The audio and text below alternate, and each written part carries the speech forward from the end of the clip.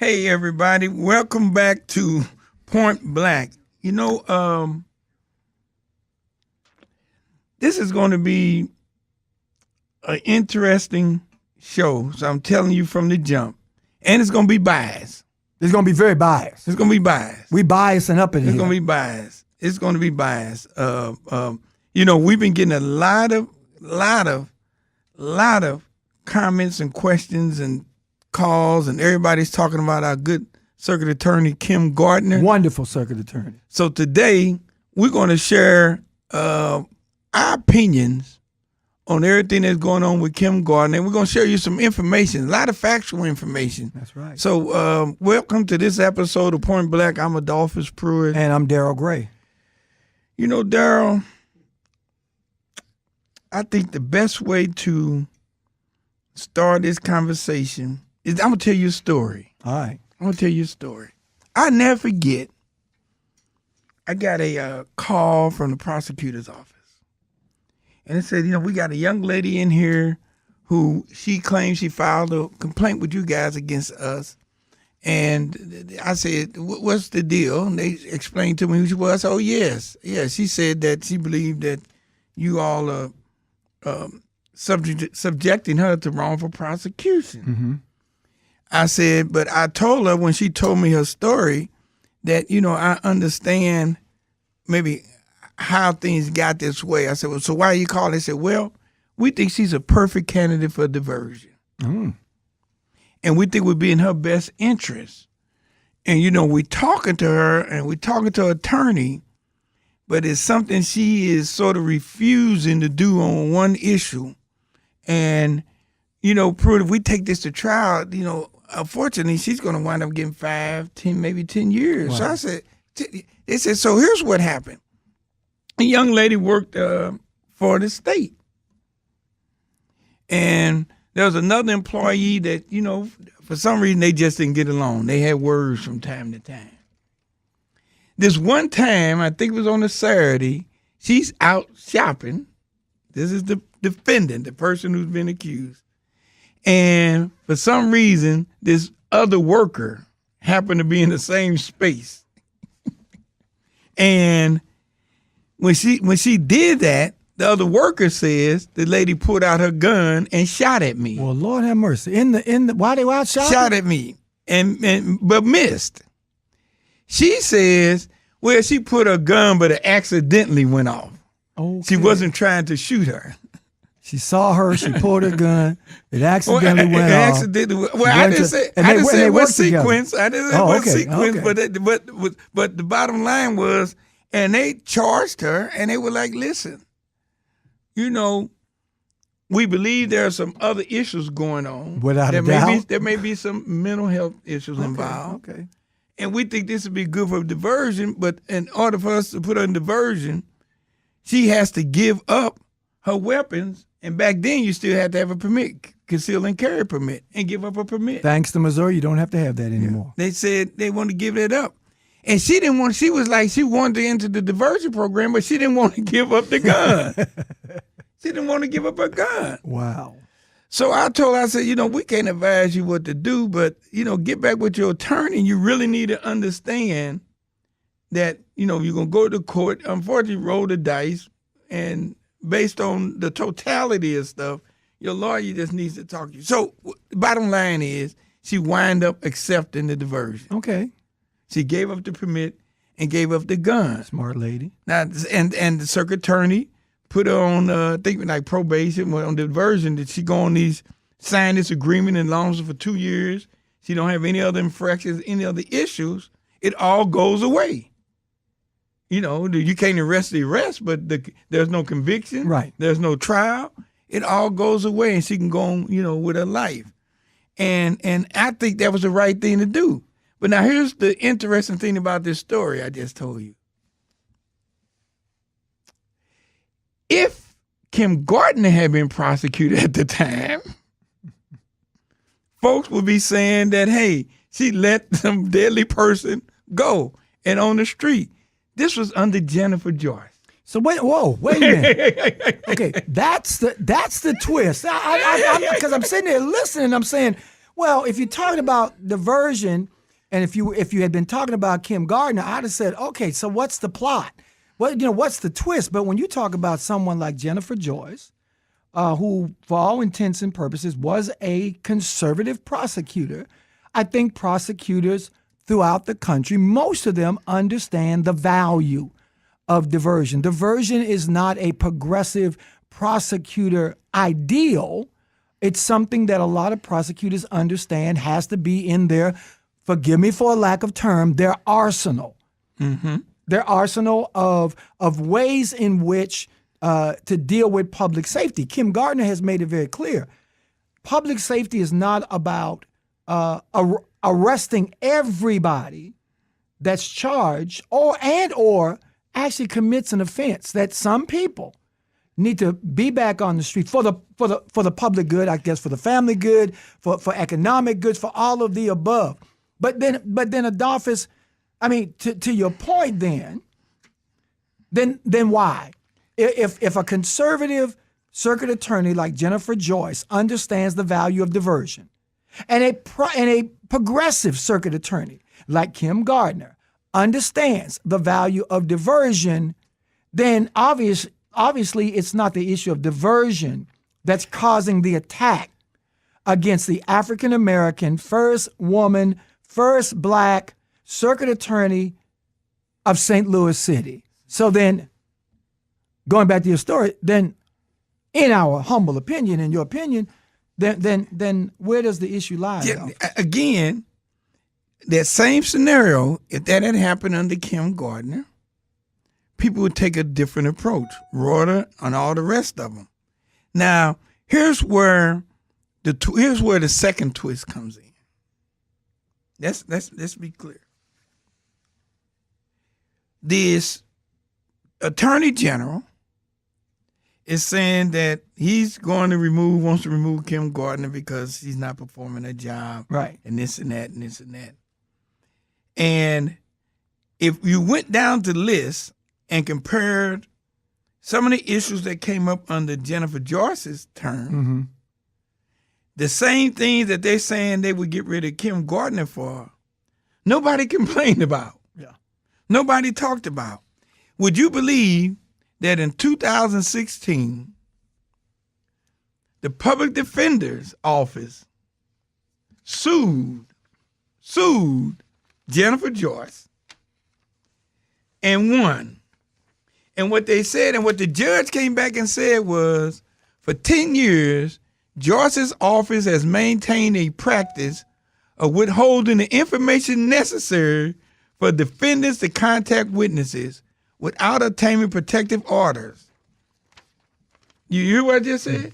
They took her to court, said that she was withholding evidence, basically, from the public defenders. They took her to court and they won. Now, how many times have you heard them come up with it? One of the reasons that Kim Gardner needs to go is they claim that she's holding back information. And that based on that, she's got to go. That it is prosecutorial misconduct to the greatest extent, and that she has to go. Well, you know, there's a saying in politics that politically the average person that's listening to politics or involved, or at least listening, has probably a 1 minute attention span when it comes to politics. We forget the election cycle prior. We forget the elected official prior. And it seems as though people are forgetting the tenure of Jennifer Joyce. Jennifer Joyce didn't forget it because, if you shared betrayal, police pressure, succeeding in a thankless job. I mean, the reality is that the circuit attorney's office is probably one of the most controversial positions, but the immense authority that it has, not just in this city, but anywhere around. But it's obvious to a lot of us, as you said, who are paying attention not to the rumors, not to the political innuendo, but paying attention to the facts, that the attack on Kim Gardner has nothing to do with what people perceive as her effectiveness or efficiency or anything else, but it's the simple fact that she really has gone against the status quo. And she's gone against the good old boy political system in this city and this state. But the issue, again, I'm going to keep raising it. Raise it again. Keep raising it. Because I'm going to keep identifying issues that her predecessor was involved in, that the city was in an uproar. Nobody came. You didn't hear people saying that the prosecutor's office is inapt, prosecutor's office is this and that. You didn't hear any of that. You didn't hear any of that. So here's another one, 2015. Jennifer Joyce's office. Mm-hmm. Circuit Attorney office was rocked with scandal after Assistant Circuit Attorney was revealed to have helped a St. Louis cop cover up an in-custody beating of a suspect. Well, I don't know why I don't find that hard to believe. But my point is, nobody went in and said, well, that the prosecutor's office covered up something and this beating went on. It's time, we need Jennifer Joyce, we need to go. You got to go. We need a Wanto, whatever they want to call it. But you're right. But this is also progressive political surge as it relates to criminal justice reform. Hold that thought. And as you said, I'm gonna hold that thought. Hold that thought, because BJ has to make some money. We have to put some commercials in right here. Why you mean BJ got to make some? Does BJ make money off of this? Well, listen, I've lied before. We'll be right back on Point Black. Hey, we're back. Listen, I had nightmares when you did that the last time, man. I saw Jack Nicholson all over again with a hatchet coming through my door, man. Come on, man. You got to come up with something better than that. But you know what? If you talk about Jennifer Joyce and the way that happened, Jennifer Joyce would maintain, and I quote her, she said, we've pissed off a lot of police officers who have been up all night with an arrest, and we say, nope, you did a bad search, and there's no cause to this. And she says that the idea that the circuit attorney and the police go hand in glove is a mythology. Pruitt, Jennifer said that's just a myth. And again, it just shows you the difference. And let's be clear, we had a very, when I say we, I'm talking about me, and we had a very good working relationship with Jennifer Joyce's office, and maintained a good one and just as good as we have with Kim. The difference is that because we've had a relationship with both, we see the difference on how people treat and react to the office. Now, there was an article, they interviewed Jennifer Joyce, and they were talking about black prosecutors. They were talking about the fact that she lacked diversity. She says, there are other reasons a qualified black attorney might stay away from the circuit attorney's office. Wow. Public criticism can be especially harsh for black prosecutors, Joyce said. Listen, wait a minute. This is Jennifer Joyce saying that, hey, there's a recruitment problem because if they're black and they're prosecutors, it can be harsh than it was on the white ones that's in her office. That is what she said. But I guess with Kim in office, the harshness doesn't exist. It doesn't exist because, Kim's black. But you know what? What about that mass exodus of prosecutors that left once Kim Gardner was elected? How many, what percentage of those prosecutors that left were white prosecutors? Wesley Bell experienced a situation in St. Louis County where his prosecutors joined the ranks of the FOP. And so, when we talk about diversity, listen, I think that we've all said, you've said it, I've said it, I'm sure BJ has said it as well. We're not looking for black folk to do things just because they're black. Black prosecutors, black police officers, black elected officials, we just want you to do a good job, and we really don't care what color you are. The problem is that doesn't hold true with everyone. We believe that Kim Gardner is doing an effective job with what she has, with the exodus of prosecutors, with the attack from the Police Officers Association, particularly when Jeff Reuter was the business manager, with the friction between judges who have been appointed by Republican governors. I mean, these things are real, Adolphus. And Jennifer Joyce never experienced the problems that a Kim Gardner has experienced. And as you say, and so what are we led to believe? Jennifer Joyce, regardless of the friction that she may mention in the article, once again, did not get the type of criticism from the governor's office, from the state attorney general's office, from the Missouri legislature, from police officers' unions. Never got it.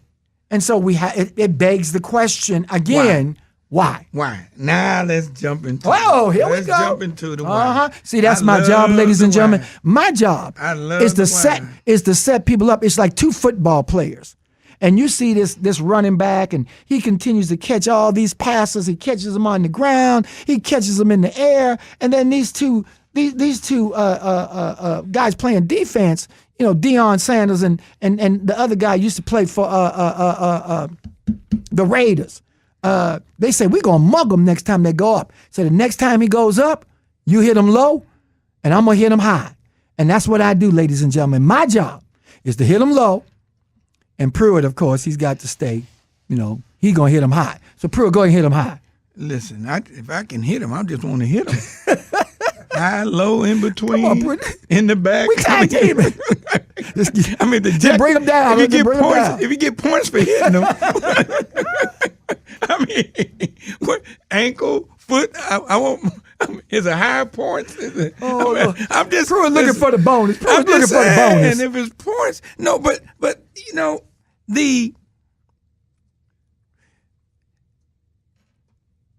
let's talk about Eric Greitens. Let's talk about a little black lady, prosecuting attorney. Yep. Taking down a governor. In Missouri. Now, let's be clear. In Missouri. Now, let's make sure we understand that we up south. When this thing first came up, yep, Kim says, well, maybe this is a federal. This is the FBI, U.S. attorney deal. Right. They said, oh, no, we don't have jurisdiction. Attorney General is a governor. He's a state office holder. You the Missouri Attorney General. Maybe this is your deal to prosecute this. No, it ain't yours. Kim, it happened in the city of St. Louis. That's what they said. You're the city prosecutor. And yeah, he's a governor, but you had to be the one to prosecute. Yeah. Everybody punted. Now and it's so weird because now everybody want to give it to somebody else. That's right. They're trying to take her ability away to prosecute, but in this case, it's a political hot potato. That's what we call it. That's interesting. And so she wind up taking this governor down. And I never forget, ladies and gentlemen, we went before the editorial board of the Post. And my friend Todd Robertson is the head of the editorial board. I never forget conversation he and I had up in there, debate, some of the debate. And he says, Mr. Pruitt, in so many words, he says, the issue I have with Kim Gardner and this governor thing is that if she didn't have the ability and the expertise to take this on, she should have went out and hired and got some folks around her who knew how to do this, because the way this thing is going with the governor and this and that and this and that, and that's why I have a problem, because she doesn't have the ability to do it, and she won't go get somebody who does. Danged if you do, and danged if you don't. Now and from that day on, I remember now we talking about when the Greitens was in office, and from that day on, I have never seen an editorial about Kim Gardner's office that was not in line with that thinking. I'm just saying, I've never, and it's like, well, wait a minute. They turned around as a result and as an attack, charged the investigator. That's right. With perjury, or lying during the deposition, a charge that has never been levied in this state before. That's right. Ever before. The reality too, Pruitt, is you're absolutely right. The Attorney General didn't want to do it. I mean, listen, birds of a feather flock together. I mean, that's always been the case. You've got a governor, you've got an Attorney General, you've got others who have said, we are not touching Eric Greitens. We're not touching him. He is one of ours. Yes, he got caught in a very unsavory act. He got caught. No one denies it. He ended up resigning because of it. So no one denies that a crime was committed. But no one wanted to touch it because political birds of a feather continue to flock together. And how many of the former governor's pals have now become judges or state legislators or other professionals, and we're all going to the same clubs. You know, we're all part of the same fraternities. We're all part of the same political network. So we'll give it to the lone black female circuit attorney because I believe in their minds they did not think that she would move forward with this, or that she had the wherewithal or the ability or the commitment or the integrity to really go through with it. And once she did, once they realized she had all of those things, now we've got to discredit her. Mm-hmm. And so that becomes, but politically, we've always known that, Adolphus. We've always known that's how the status quo, the establishment, comes after black elected officials who decide that they are going to have integrity in their oath of office. And Kim did. Once again, why? That's that second why. We're going to do about 4 whys in this show, but Pruitt that gets back. Why do you think it happened? Now here we have, now, because of all of this, now we've got the state legislature. Oh, don't get me started there. Who believes now that they need to remove an elected official, somebody that the city of St. Louis elected, and take away the authority from an elected local prosecutor.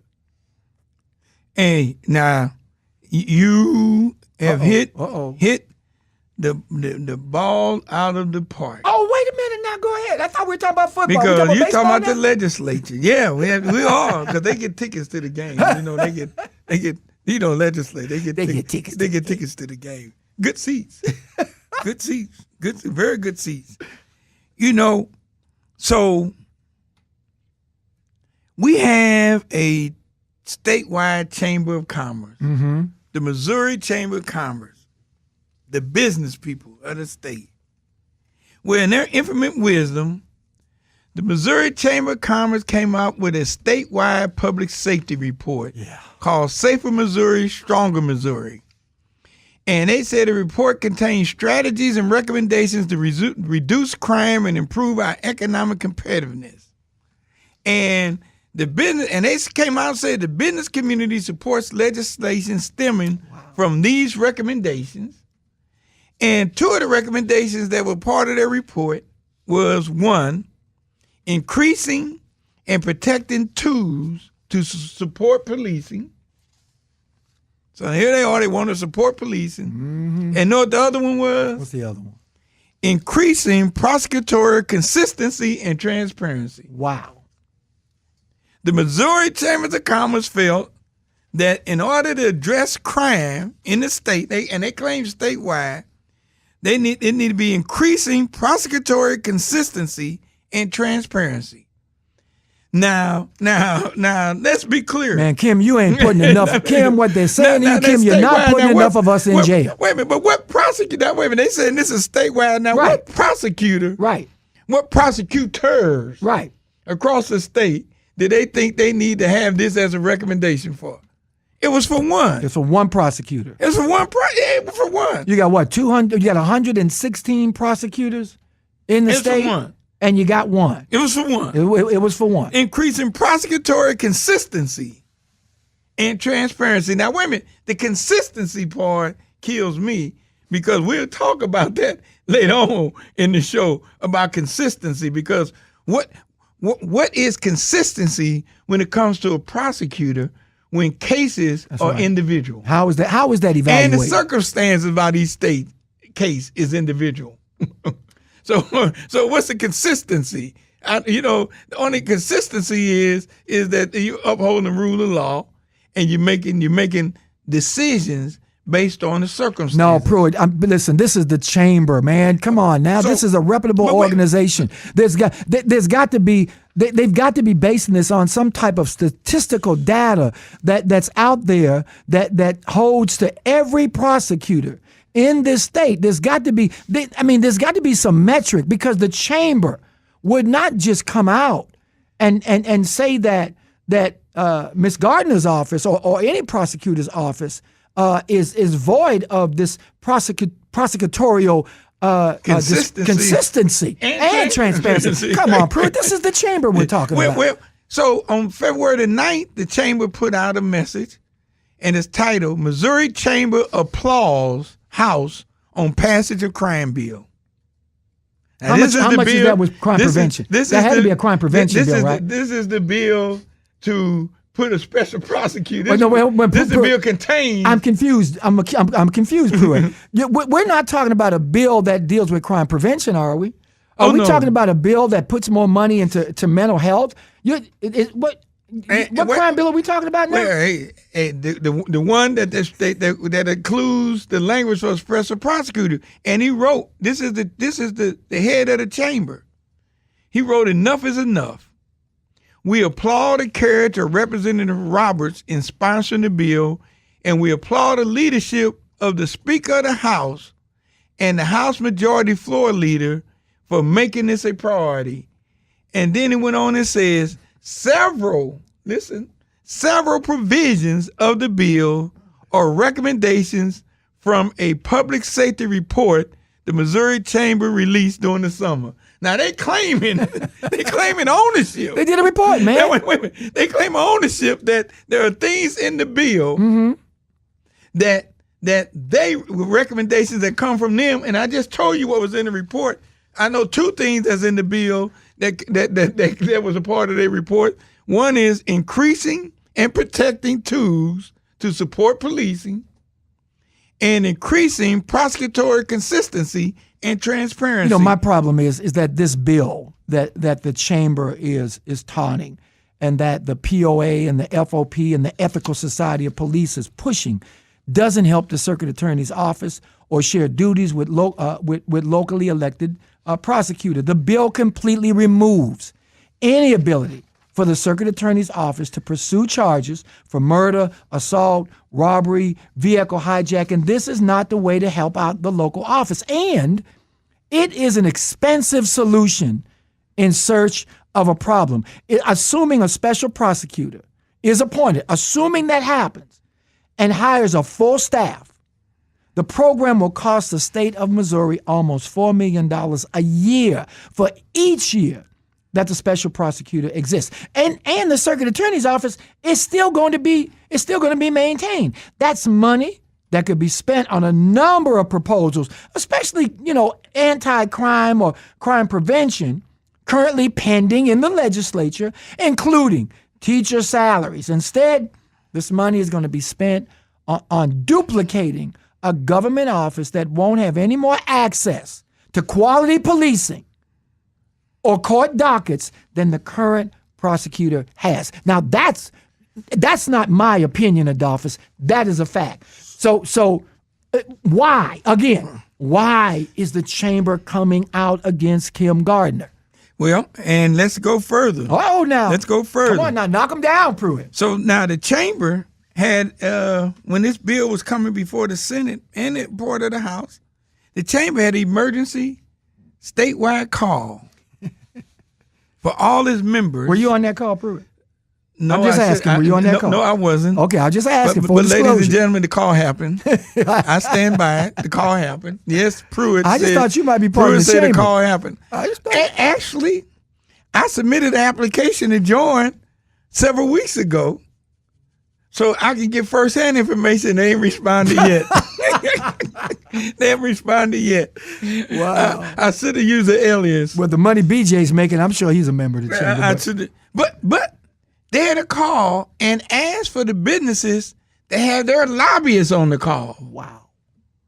So that their collective lobbyists could all push the legislators to pass this bill with that special prosecutor language in there. Wow. Your chamber. Money rules, man. Everybody knows money rules. Now they get Come together and on, say, listen, you remember the chamber? Have your lobbyists on the call. Mm-hmm. Because we want to make sure that when they are lobbying on your behalf, that's right. They are definitely lobbying that saying, hey, we need a special prosecutor piece and we need this bill to pass with everything in there, but we especially needed to pass with this special prosecutor piece in there. Because according to the chamber and several senators, Mm-hmm. several senators, and many members of the House, Mm-hmm. the crime in the city of St. Louis Wow. is dragging down the whole state. Now, what they want to say is this. Mm-hmm. Say it, Pruitt. They want to say Say Negroes. it, Pruitt. Negroes. Them Negroes African in St. Americans. Louis. African Americans. That are committing those crimes Mm-hmm. are dragging down the whole And Kim state. is not putting enough of them in and jail. that Negro prosecutor ain't locking them She up. ain't lying. And you know what? The thing about this bill. Now, I'm using Negro. They use a different. I know. And they use the different thing is, for shit. people who don't understand what this bill says, this bill allows the governor to override the will of the people of St. Louis who voted for Kim Gardner, override our votes by appointing a new prosecutor for certain crimes who will have exclusive jurisdiction over certain crimes. The proposal, the bill assumes the Chamber of Commerce, the FOP, the Ethical Society of Police assume that a prosecutor chosen by the Republican governor who is only answerable to a Republican governor who does not live in St. Louis is a better choice for the city of St. Louis than the people, the residents of St. Louis who voted for Kim Gardner. In other words, the voters of the city have reelected Kim Gardner, this current prosecutor, even after all the vicious attacks and the negative reports over the past few years.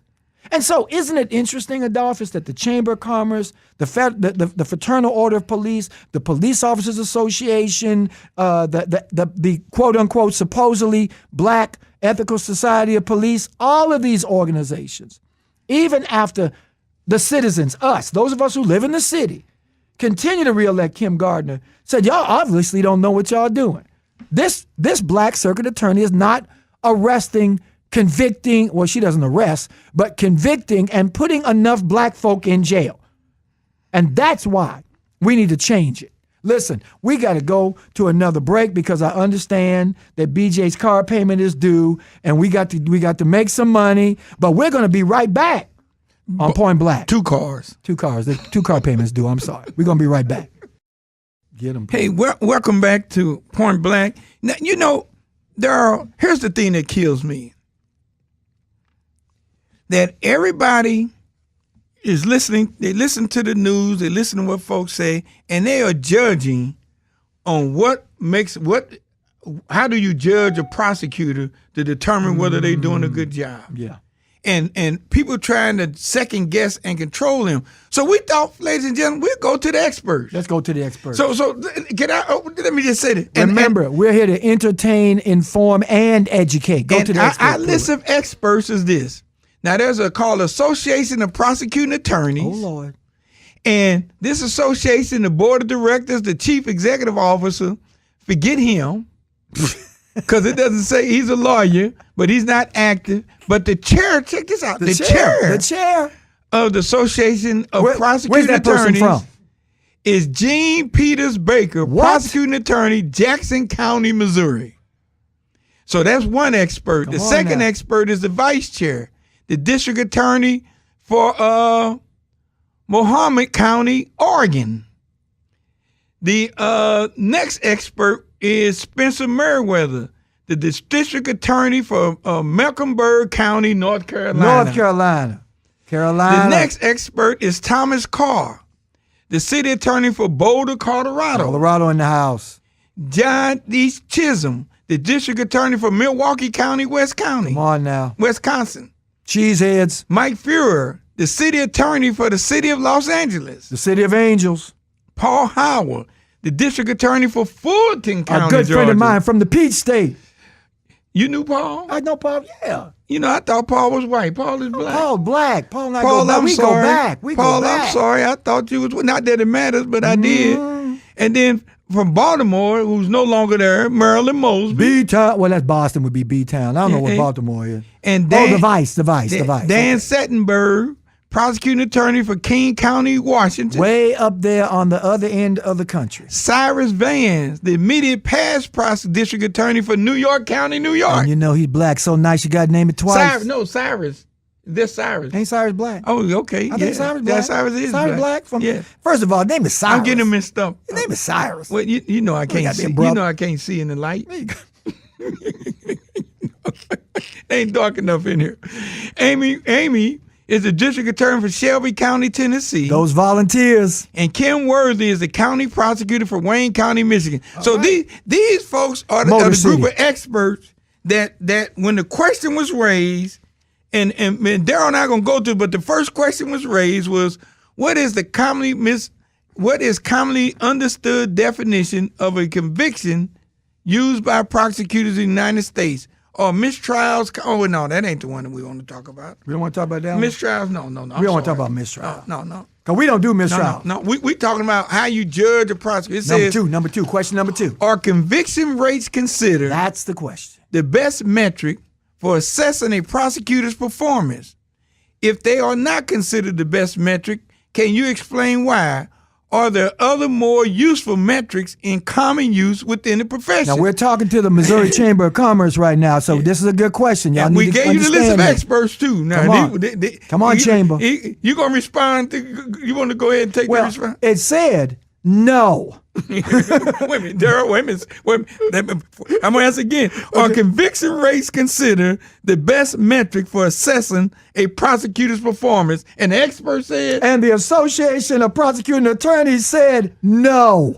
Oh, wow. Conviction rates are unequivocally not, nor are they considered the best metric for assessing a prosecutor's performance. They said these are prosecutors across the country from different states.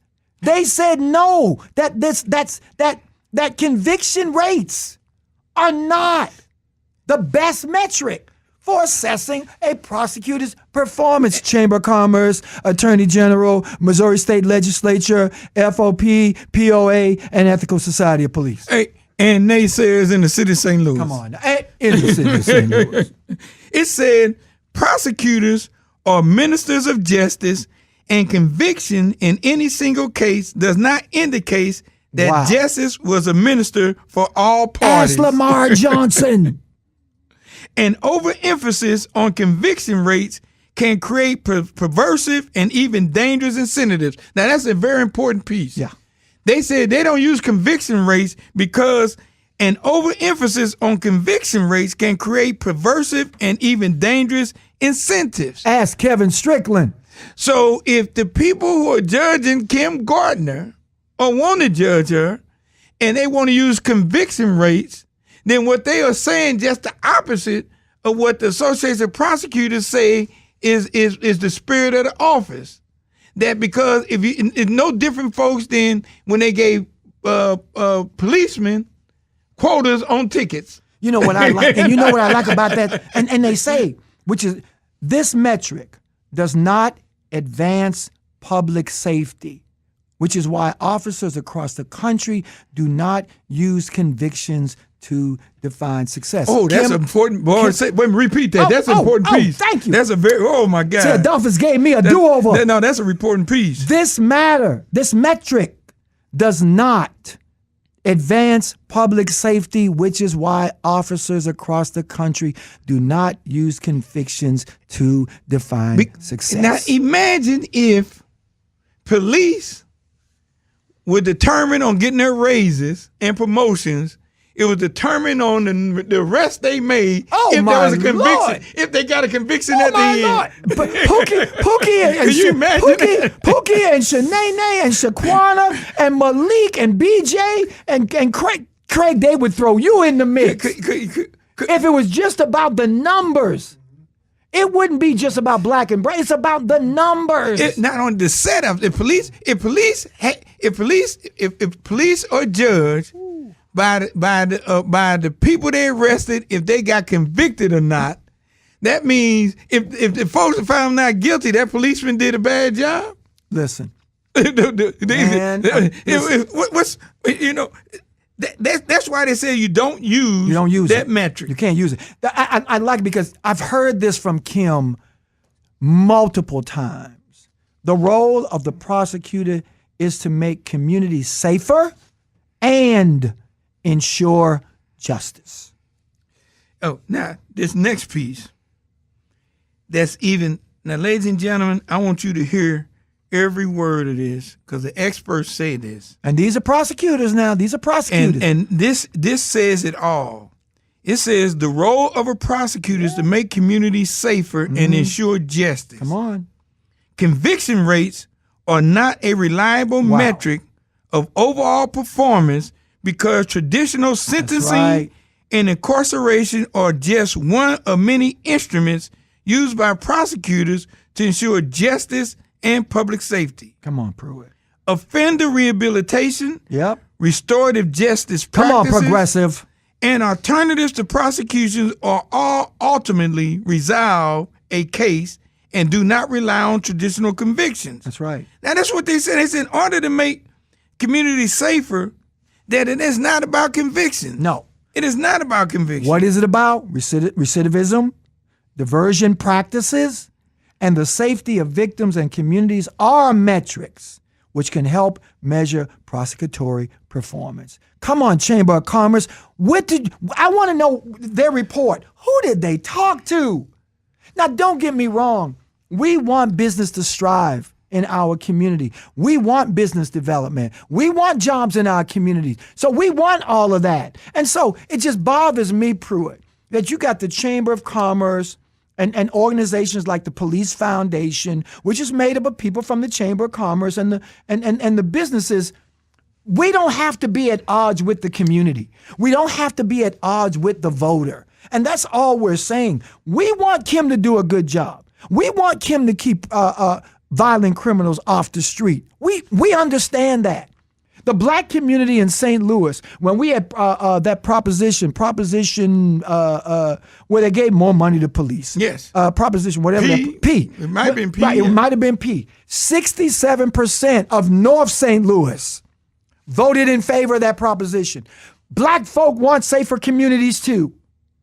And so for people to put that out there, that just because we're black voters, that we don't want public safety. Kim was not elected by just black voters. You can't get elected citywide with just black voters. Well, you know these experts we talked about? They said something else. What they say? They said something else that's important. Now, folks, I want you to hear this. This is the Association of Prosecuting Attorneys, and we gave you the list. We gave you the list. and it doesn't matter that I know a couple of them now. That doesn't make them biased. It just makes me biased. Yes. Well, I'm glad you're biased. It says in 10 years of APA trainings and conferences. Now they saying in 10 years of their training and conferences, we have never hosted a panel discussion on conviction rates. Never. Never. I wish the chamber had contacted a prosecutor. Never. Didn't they say never? They said they used the word never. They used the N word. Never. They said at the behest of prosecutors throughout the country, our programming. Now, they said at the behest of prosecutors throughout the country. Behest means prosecutors ask for it. Our programming encourages prosecutors to seek alternatives. There you go. Utilizing risk and needs assessments and work with evidence-based decision-making practices. So you're saying that Kim Gardner is doing what the association, what the experts said she needs to be doing. That's what you're saying. That's exactly what they said. Okay, all right. They said, we believe that the success as a prosecutor's office is achieved through a community-based problem-solving framework in which key partners work collaboratively in creating and implementing strategies for safer communities. As conviction rates are neither a reliable measure of justice nor community safety. It cannot be used to measure overall prosecutors' performance. We're going to wrap up. I want you to wrap. Well, listen, take y'all. it home. Take it home. Listen, y'all. Take it home. Listen. This is about public safety and it's about justice.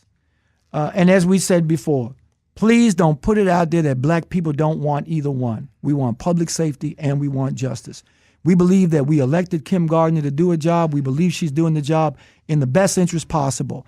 Everybody may not agree with it, but those are the facts. Listen, this has been another, as Pruitt would say, episode edition of Point Black. If you want to make comments, if you have comments to make or questions, please go to the iHeartRadio app. If you want to leave questions or comments, go up to the talkback mic. Press that button and talk back to us. This has been Adolphus Pruitt and Darryl Gray. We're Point Black.